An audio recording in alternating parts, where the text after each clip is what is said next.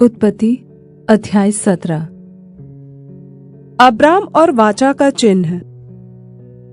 जब अब्राम 99 वर्ष का हो गया, तब यहोवा ने उसको दर्शन देकर कहा, मैं सर्वशक्तिमान परमेश्वर हूँ, मेरी उपस्थिति में चल और सिद्ध होता जा। मैं तेरे साथ वाचा बांधूंगा और तेरे वंश को अत्यंत ही बढ़ाऊंगा। तब अब्राम मुंह के बल गिरा और परमेश्वर उससे यह बातें करता गया, देख, मेरी वाचा तेरे साथ बंधी रहेगी, इसलिए तू जातियों के समूह का मूल पिता हो जाएगा।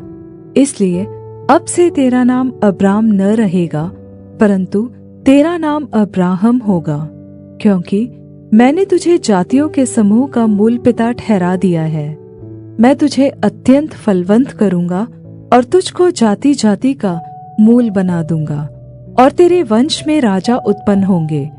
और मैं तेरे साथ और तेरे पश्चात पीढ़ी पीढ़ी तक तेरे वंश के साथ भी इस आशय की युग युग की वाचा बांधता हूँ कि मैं तेरा और तेरे पश्चात तेरे वंश का भी परमेश्वर रहूंगा।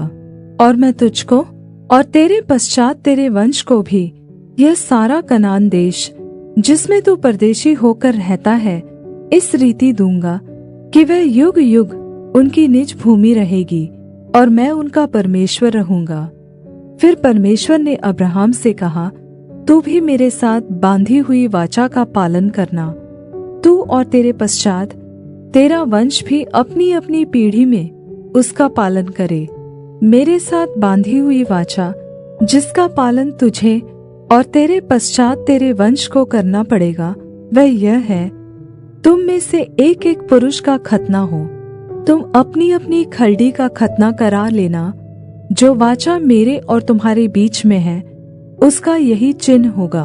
पीढ़ी पीढ़ी में केवल तेरे वंश ही के लोग नहीं, पर जो तेरे घर में उत्पन्न हुआ हो अथवा परदेशियों को रूपा देकर मोल लिया जाए, ऐसे सब पुरुष भी जब 8 दिन के हो जाए, तब उनका खतना किया जाए। जो तेरे घर में उत्पन्न हो अथवा तेरे रूपे से मोल लिया जाए, उसका खतना अवश्य ही किया जाए। इस प्रकार मेरी वाचा, जिसका चिन्ह तुम्हारी देह में होगा, वह युग युग रहेगी। जो पुरुष खतना रहित रहे, अर्थात जिसकी खलड़ी का खतना न हो, वह प्राणी अपने लोगों में से नाश किया जाए, क्योंकि उसने मेरे साथ बांधी हुई वाचा को तोड़ दिया। वाचा का पुत्र इसहाक।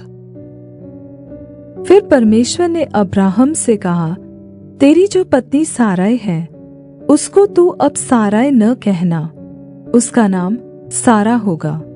मैं उसको आशीष दूंगा और तुझको उसके द्वारा एक पुत्र दूंगा, और मैं उसको ऐसी आशीष दूंगा कि वह जाति जाति की मूल माता हो जाएगी, और उसके वंश में राज्य राज्य के राजा उत्पन्न होंगे।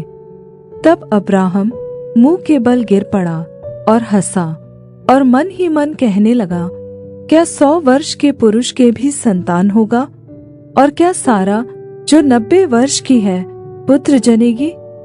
और अब्राहम ने परमेश्वर से कहा, इश्माएल तेरी दृष्टि में बना रहे, यही बहुत है। तब परमेश्वर ने कहा, निश्चय तेरी पत्नी सारा के तुझ से एक पुत्र उत्पन्न होगा, और तू उसका नाम इसहाक रखना। और मैं उसके साथ ऐसी वाचा बांधूंगा जो उसके पश्चात उसके वंश के लिए युग युग की वाचा होगी। इश्माएल के विषय में भी मैंने तेरी सुनी है। मैं उसको भी आशीष दूंगा और उसे फलवन्त करूंगा और अत्यंत ही बढ़ा दूंगा। उससे 12 प्रधान उत्पन्न होंगे, और मैं उससे एक बड़ी जाति बनाऊंगा। परंतु मैं अपनी वाचा इसहाक ही के साथ बांधूंगा, जो सारा से अगले वर्ष के इसी नियुक्त समय में उत्पन्न होगा। तब परमेश्वर ने अब्राहम से बातें करनी बंद की और उसके पास से ऊपर चढ़ गया। तब अब्राहम ने अपने पुत्र इश्माएल को लिया, और उसके घर में जितने उत्पन्न हुए थे और जितने उसके रुपये से मोल लिए गए थे, अर्थात उसके घर में जितने पुरुष थे, उन सभी को लेकर उसी दिन परमेश्वर के वचन के अनुसार उनकी खलड़ी का खतना किया। जब अब्राहम की खलड़ी का खतना हुआ तब वह 99 वर्ष का था, और जब उसके पुत्र इश्माएल की खलड़ी का खतना हुआ तब वह 13 वर्ष का था।